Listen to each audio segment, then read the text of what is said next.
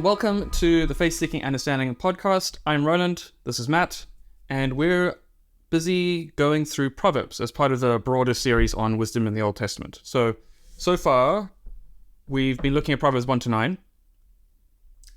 We looked at fear of the Lord and how that plays a role with wisdom in Proverbs 1 to 9. We said the fear of the Lord is the first fruits of wisdom, is actually a really good way of thinking about it. Then we thought about, I don't actually remember what we thought about next. But after that, we thought about the evil people. No, wait, we thought about the characters in Proverbs 1 to 9. Have we only done 2 episodes in 1 to 9? Yes, but we did preface before we jumped into Proverbs itself, we also spent some time thinking about the fear of the Lord just as a a concept. That's why I'm getting that also took an extra episode. Yeah. Okay, cool.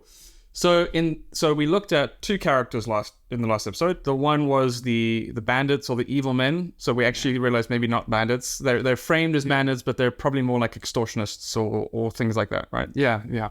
And then the second one was not the adulteress, despite where modern translations kind of go with that. A better way of thinking about them is the foreign woman and all the connotations that brings about. Yeah. And if you think we're being xenophobic, we're not.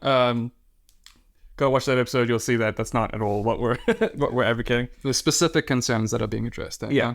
Not to do with foreignness per se, but to do with worship, actually. 100%. So we're still in 1 to 9 in this episode. This is our last episode in Proverbs 1 to 9. Right. And we're looking at the last 1.5 characters. 2 characters. Yeah. So right in the beginning of Proverbs, we're introduced to this other really sort of enigmatic, difficult to pin down sort of character who comes forward quite strongly to say, "Oi, pay attention," and that's the character of woman wisdom. Woman wisdom, okay, right. So, just the way that her speech opens in Proverbs 1. Again, it's quite explosive. Out in the open, wisdom cries aloud. She raises her voice in the public square. On the top of the wall, she cries out. The city gate, she makes her speech. How long will you who are simple love your simple ways? And how long will you mockers delight in mockery and fools hate knowledge? Repent at my rebuke. Then I will pour out my thoughts on you. I will make known to you my teachings. And so she goes, like, with this very forceful, so pay attention. So in chapter 1, this is just after you've got the introduction, then you've got the parents saying, listen to my instruction. Right. And then this wisdom is just talking, and it's a she. So we call it woman wisdom, lady wisdom. I mean, just a point on that.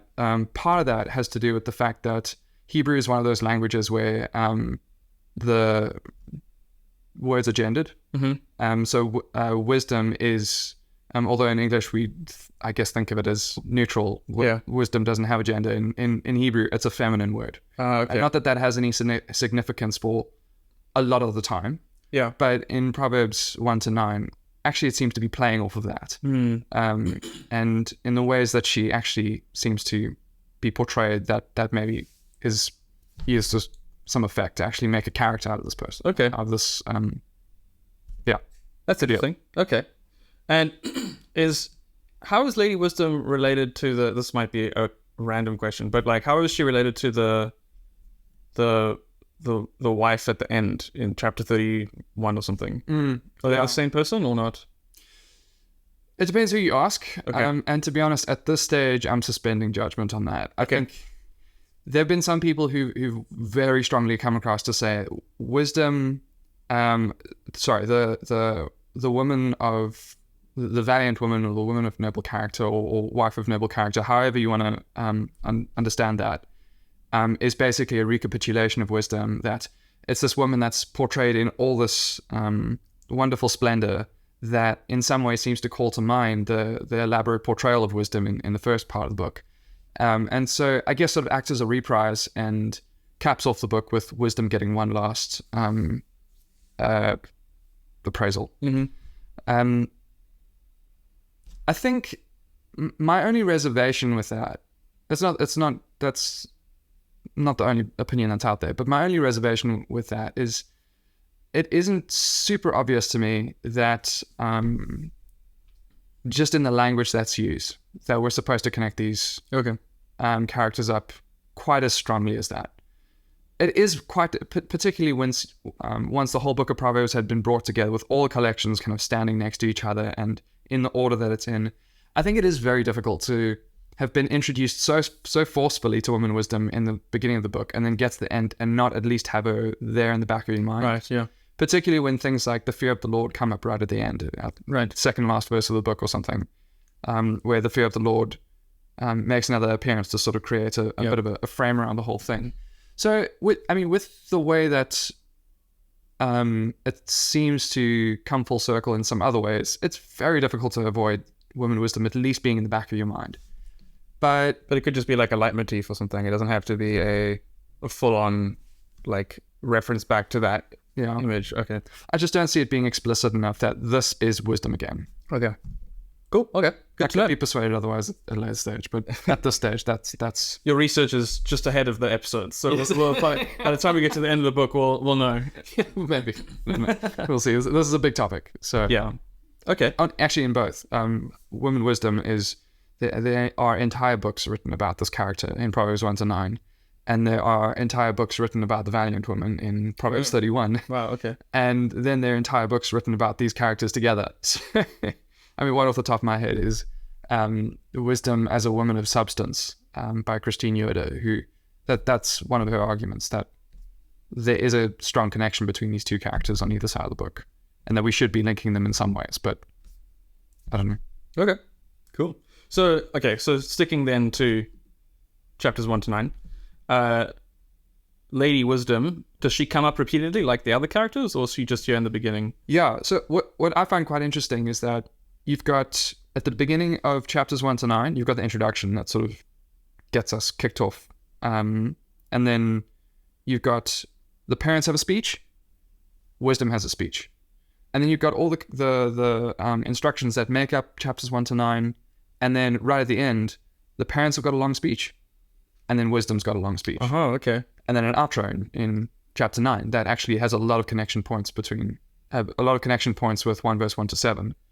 A lot of similar things are addressed and talks about the simple and the fear of the Lord being the beginning of wisdom. So we're supposed to connect chapter 1, the beginning of chapter 1 and chapter 9. So maybe what's going on here is that you've got the intro in 1 verse 1-7. You've got the parents in 1 verse 8-19. You've got Wisdom in 1:20-33. Is that right? Yep, 33. You've got the block of teaching in the middle that makes up the bulk of the book, where the characters are addressed, there are various injunctions to pay attention to wisdom. This sort of makes up the bulk of and really giving substance to the teaching that Proverbs 1-9 is wanting to give us. Mm-hmm. Then again, you've got the parents talking about the foreign woman in chapter 7, verse 1 to, I want to say 27. Are there 27 verses in chapter 7? Give me a second, I will let you know.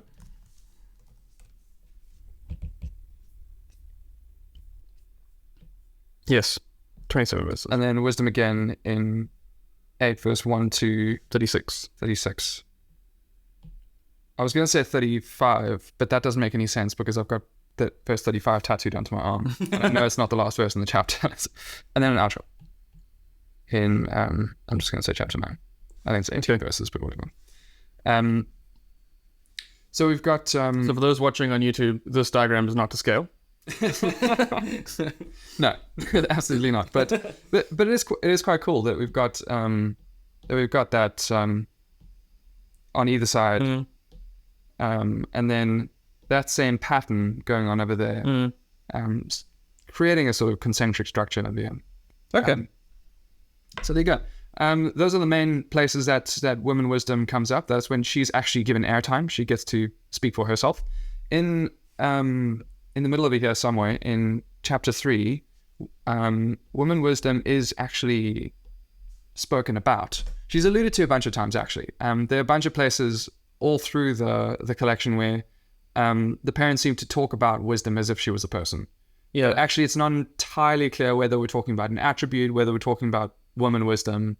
It sort of is a little bit fast and loose. That's where that genderedness comes in, I guess, because we would say, like, search after wisdom, it will help you. Right. But then they would say she will help you because wisdom itself is gendered. Feminine. Okay. Yeah, which in Hebrew is very natural. Yeah. You just use the feminine pronoun. But in English, when we're now trying to come up with our English translations, there are a bunch of places where you're like, okay, cool, wisdom, it, fine, whatever. There are a bunch of places where you're like, wisdom, she, obviously. There are a bunch of places where you're like, I'm actually not so sure. Okay. Proverbs 4 actually, I think, is quite a good example of that, where the beginning of chapter 4, listen, my sons, to your father's instruction, pay attention, gain understanding. I'll give you sound teaching, sound learning. Don't forsake my teaching. And goes on a little bit, get wisdom, get understanding. Verse 6, do not forsake wisdom. She will protect you, is what the NIV has to say. Love her, and she will watch over you. I mean... Yeah, what would you say there? It seems to be that wisdom as an attribute is being spoken about here. Okay, yeah. In which case we'd sort of want to say it. It, yeah. But it's doing very personal... It's doing things that a person would do. Yeah. Protecting. Yeah. Watching over. You being told to treat it like a person. You love her. Yeah. Embrace wisdom. So it's interesting. There's an interesting dynamic that's going on there. And then in chapter 3, there's a pretty significant portion that from verse... Well, most people block it off from verse 13. Blessed are those who find wisdom, those who gain understanding, for she is more profitable than silver, yields more returns than gold, more precious than rubies. Nothing you desire can compare with her. Life is in her right hand. In her right hand, in her left hand are riches and honor.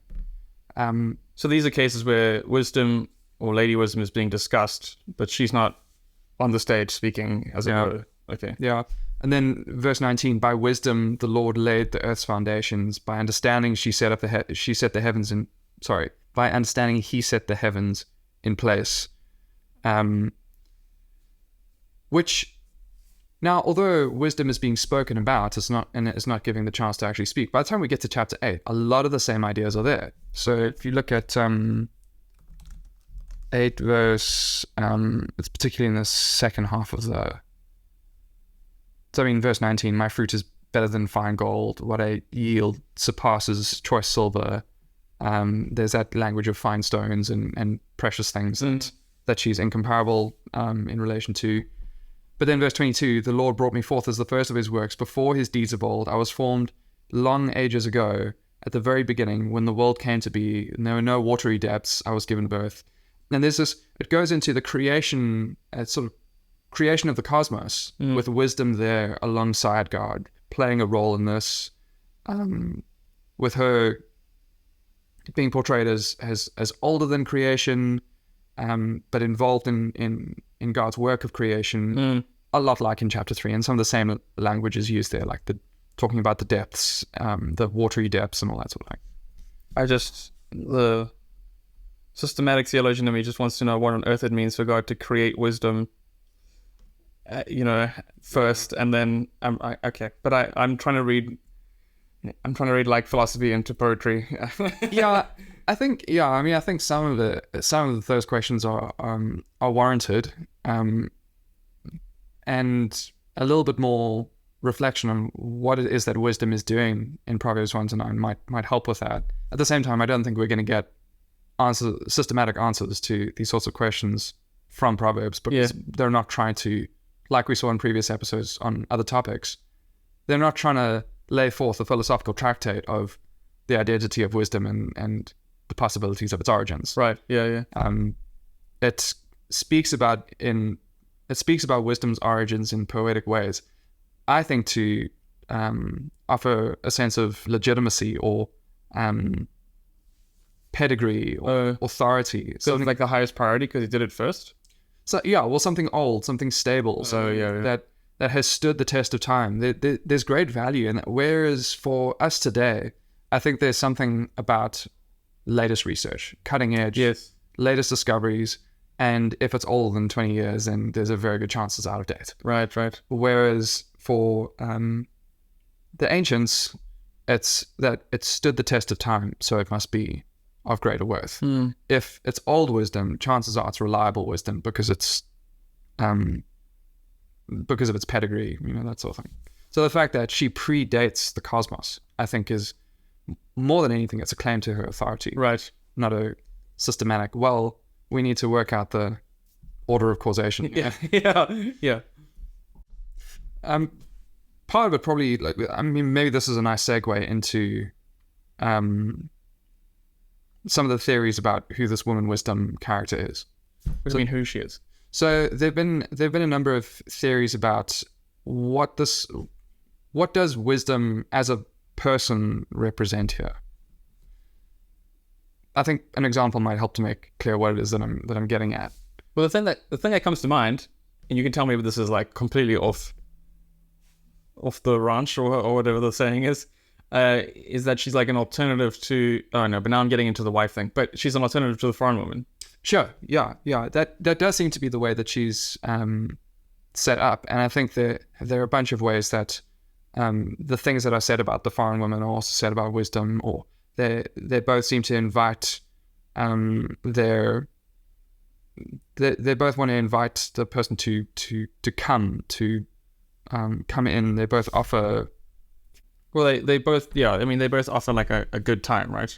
Right. Yeah. In different ways. Like, wisdom will honor you and you will love her. And then the foreign woman will have nice words to say about you. And at the end in chapter 9, there's this juxtaposition between woman wisdom and woman folly, and they both offer food and drink. They both are concerned about the one who has no sense, whether that's to kind of bring them in and educate them or to take advantage of them. Right.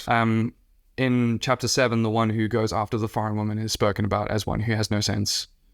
The idea of offering water or something to drink is also picked up in chapter 5, where it talks about flowing streams and cisterns and things like that. So there are a bunch of ways in which these characters do overlap, and I think that's intentional. I think we are meant to kind of see this as two roads that we could go down, or two women that we could pursue. Right. But bearing in mind that Proverbs 1-9 was probably written primarily for male audience in mind. Yeah. It's playing off of the allure of don't go after that woman, though she seems nice. Go after this woman because what she has to offer is actually of real worth. Mm-hmm. So yeah, that 100% is going on. The other thing the other question that's behind this, though, is that is woman wisdom, say, riffing off of foreign gods? If the fact that wisdom is being portrayed as a person, is that supposed to either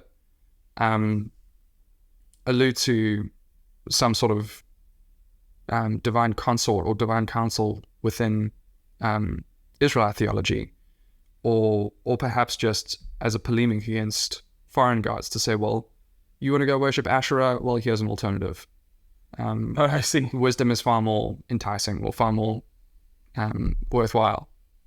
Because what they used to do, if I remember correctly, is that the Israelites would have, like, you would find Asherah poles and like statues to Yahweh in the houses, and they would like think about them as like a consort sometimes, right? I mean, in the days of idolatry and so on. Yeah, which was always, I suppose, but and so mainly pre-exilic. There's lots of evidence for this in the pre-exilic period. Okay. There isn't as much evidence for it in the post-exilic period. Okay. And if what I said in the previous episode is right, that this section of Proverbs was written in the post-exilic period, probably doesn't hold a hang of a lot of sway. Yes. I mean, on the surface of it, there do seem to be a few parallels between woman wisdom and Asherah. So the fact that she's spoken about as a tree of life in chapter 3, that has kind of been taken as, by some people to be like, oh, well, there you go. Asherah is spoken of this way. Asherah is spoken of as the tree of life as well? Yeah. Good. So is woman wisdom. So there you go. There's this idea of holding in her right hand, or let me just take a look here. So Asherah is actually depicted as a tree of life, which, again, woman wisdom is too. And This is I think a little bit of a push, but there've been several people who've tried to argue for this. In chapter 3, when the verse that we read earlier, blessed are those who find wisdom and those who gain understanding. The word there in Hebrew at the beginning of that sentence for blessed is the one, or happy is the one, is ashrei. Okay, yeah, no, that's pushing it. Sounds, Yeah. oh, that sounds like Asherah. It looks like it could be spelled the same way. I think it's a push. Yeah. People have argued for that. Okay. So, fine, whatever. The similarities are quite superficial. There have also been some parallels that people have spotted with Ma'at. So, Ma'at is? Egyptian goddess, or I think maybe also kind of emblematic of the Egyptian idea of world order. I'm not sure if Ma'at was a goddess per se, but is often depicted sort of like a goddess, as a feminine figure in Egyptian iconography. So it could be like wisdom as an abstract concept depicted as a woman, cosmic justice as an abstract object depicted as a woman. Possibly, Okay. yeah, world order, something like that. So the way that Ma'at is often depicted is holding the ankh in her right hand, representing life, and a scepter in the other hand. And in Proverbs 3:16, you've got wisdom holding in her right and left hand. She's got long life and riches and honor. Okay. So, hey, maybe there's a parallel there. The parallels are fairly superficial, though. There isn't really enough evidence to say that wisdom really was riffing off of these characters, these other foreign goddesses. What motivates us to try and look for something like that, though, and not just say it's a personification of an abstract concept? I think part of it is maybe just the parallelomania that goes on with, we've discovered all these things in the ancient Near East, and we must find ways of showing how parts of Israelite thought were responding to, mapping onto, riffing off of. I think we see a lot of that in Old Testament scholarship, particularly. Okay. I think there's a degree to which that's helpful, and I think John Walton does this really well. In his Old Testament, ancient Near Eastern thought in the Old Testament, and just in his work more generally, where we can see what's going on. We can explore the thought world of the ancient Near East and some of the cultural practices and what was going on in their sacrificial systems and all these different things to shed light on what's going on in Israel.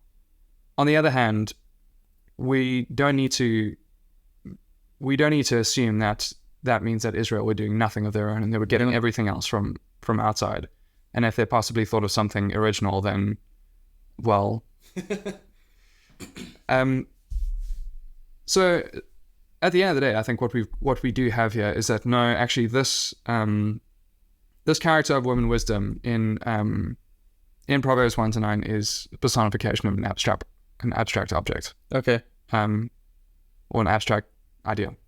And does she say anything different to the parents and the parent figures? Very good question. So the way that some people have tended to take this is that you've got woman wisdom who was developed as a concept sort of on her own, that you've got this stream of thought that says that woman wisdom or that wisdom is like a woman, and developed that sort of in isolation. And then what Proverbs does is either co-opts that, or that Proverbs was written and that at a later stage they were like, well, this seems to fit really well with that, so let's just bring them together. In which case, wisdom would have very little to do with what the parents have to say because she was thought of independently. Mm-hmm. I don't think that really works, mainly because of what's going on in chapter 3. Okay. So what we see in chapter 3 is actually a very, given the way that chapter 3 seems to preempt what's going to come in chapter 8, and the fact that there's so much in common between what's said about wisdom in chapter 3 and what wisdom has to say in chapter 8. Uh-huh. I think we're meant to see those things kind of sitting together. And the parents are speaking in chapter 3, right? The parents are speaking in chapter 3. Right. The other thing to pay attention to, and we'll sort of draw the threads together in a second, but that's the one observation, that women wisdom in chapter 3 and chapter 8 connect up. The other observation is that all the way through Proverbs 1 to 9, the way that every instruction begins is with an address to my son. It sometimes looks slightly different. So in chapter 4, it's sons, plural. But across the board, there's an address, my son, pay attention to my wisdom, do this, do that. The way that Proverbs 3 has typically been broken up is that right in the beginning of chapter 3, we've got my son, don't forget my teaching. Okay, cool. That seems to kick off an instruction. And so it goes down. In verse 11, my son, do not despise the Lord's discipline, is taken as a conclusion to that one. Yeah. So that in verse 13, when it starts talking about women wisdom, well, that's a change in topic, so that must be a new section. Right, yeah. But we don't have any other exceptions to that, where my son doesn't start off. Oh, because it says my son in verse 11. Yeah. Oh, I see. As a bit of a side point, the Masoretes, who were the ones who, I think we spoke about them in a previous episode, the Masoretes were the ones who pointed the Hebrew text so that they wouldn't forget how to pronounce these words. They were the ones who added the vowels when Hebrew was previously just consonants. They also added a bunch of kind of section marks, and they actually put a section mark before verse 11. So they seem to... Presumably picking up on what you're getting at here, where my son is like a section header almost. Yeah. Now, that's not a knockdown argument. They were interpreters of the Bible like we are today. But it is pretty noteworthy that they well, actually, that seems like the beginning of a new section. If that's what we've got here, then we don't have this brand new section that stands on its own, that woman wisdom is just given her own space. And that whenever woman wisdom's in focus, the parents aren't. And whenever the parents are in focus, woman wisdom is not. You have instead the parents telling you about woman wisdom. You've got this fairly tight interwovenness about parents and woman wisdom. My son, do not despise the Lord's discipline. Blessed is the one who finds wisdom. That these concepts are brought right together.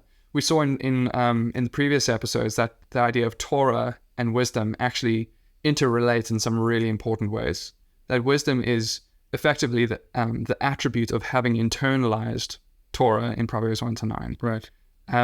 So it would make sense that there's this whole discussion about the value of wisdom. That combination of ideas as well, like a discipline and reproof on the one hand, and then blessing on the other hand, is also getting at the idea of fear, right? Like you stay with God, don't leave him, and then risk the punishment or the discipline that might come as a result of that.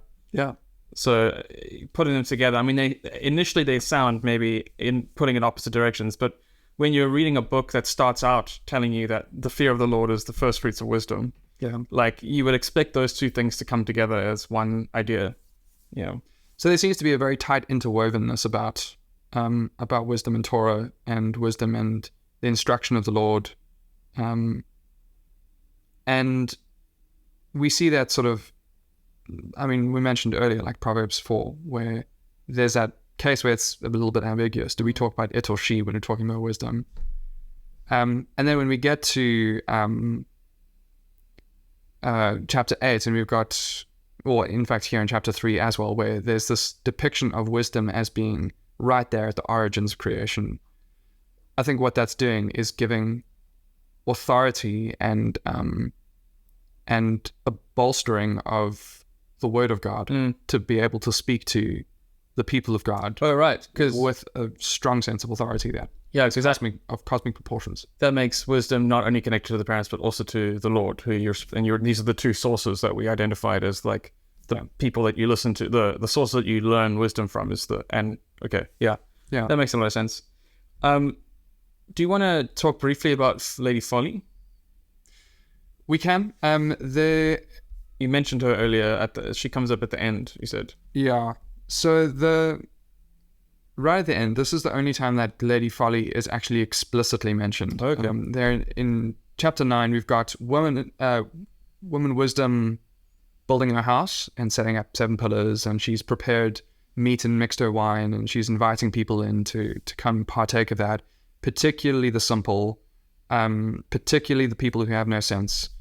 You've got in verse 13, Folly is an unruly woman, or a noisy woman. Let's go with unruly. But I'll come back to that in a second. She's simple. She knows nothing. She all around not nice to hang out with. Also calls out to the simple. Also is targeting the ones who have no sense. Also is offering food and drink. Stolen water is sweet. Food eaten in secret is delicious. So we're definitely supposed to be, like I sort of hinted at earlier, we're definitely supposed to be putting these characters in parallel. Yeah.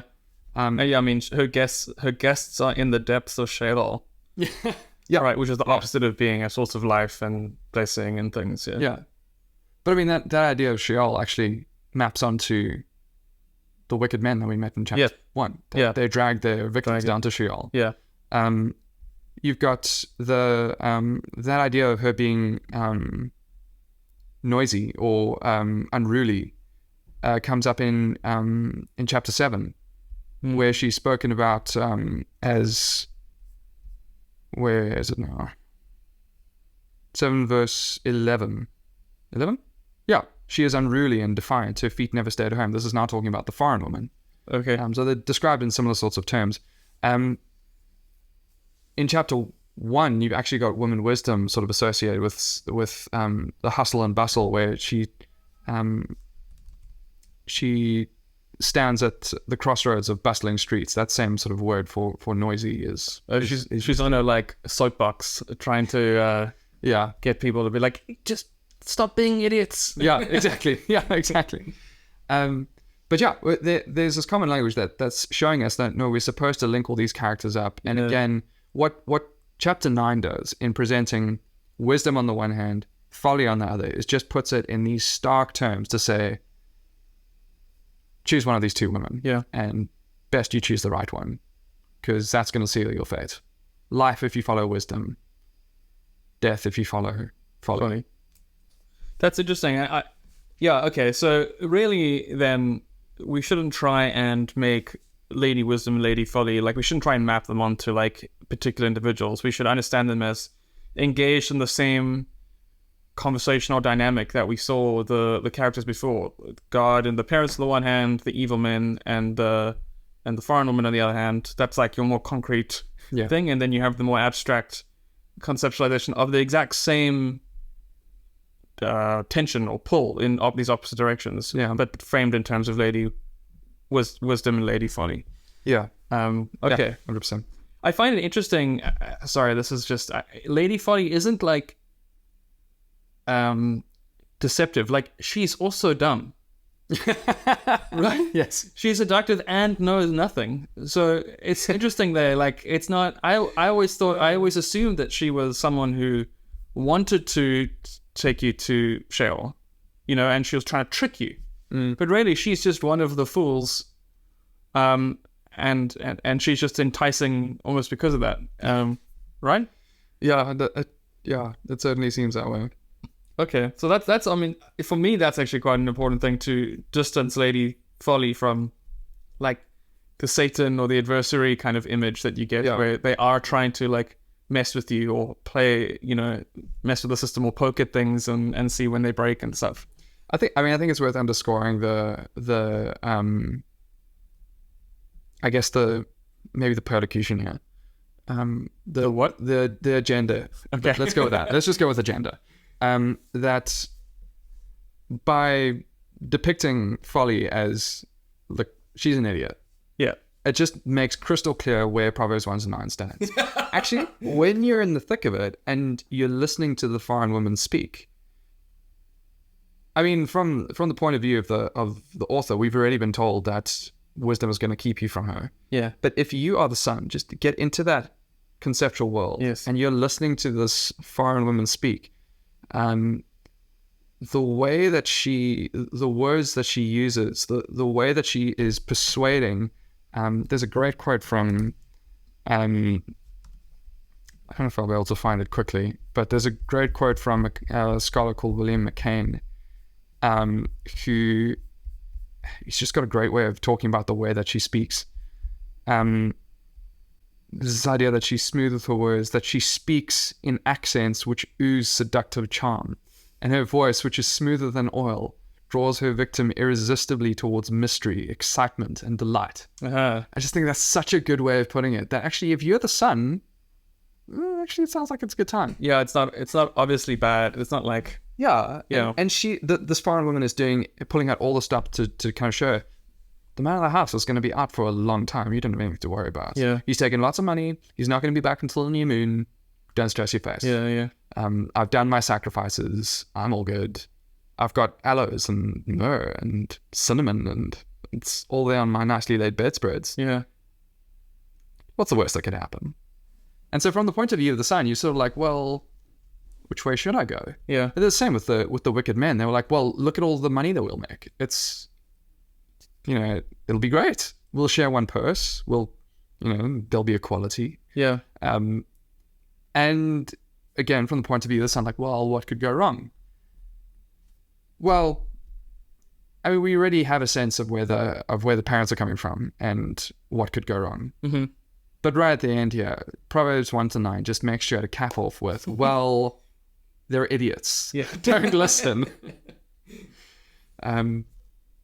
Everything could go wrong, and you should follow the path that leads to life. Mm. The verse that's tattooed onto my arm: for the one who finds me, who finds wisdom, finds life, and obtains favor from Yahweh. Right. Well, let's end it there. So that concludes our foray into Proverbs 1-9. So if you haven't read it at home, I would, now that you know all the characters and all the ideas that are like related to each other, I'd highly recommend that you just go and sit down and read it in one sitting. It's not very long, and you'll get a much deeper sense, I guess, of some of the stuff that we've been talking about. You'll get like a more intuitive sense of the stuff that we've been talking about, more like abstractly and conceptually.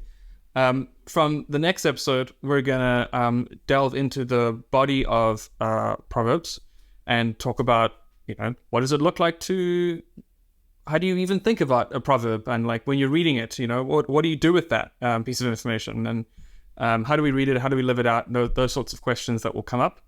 And we're just going to keep doing that until we make our way through the book over the next few episodes.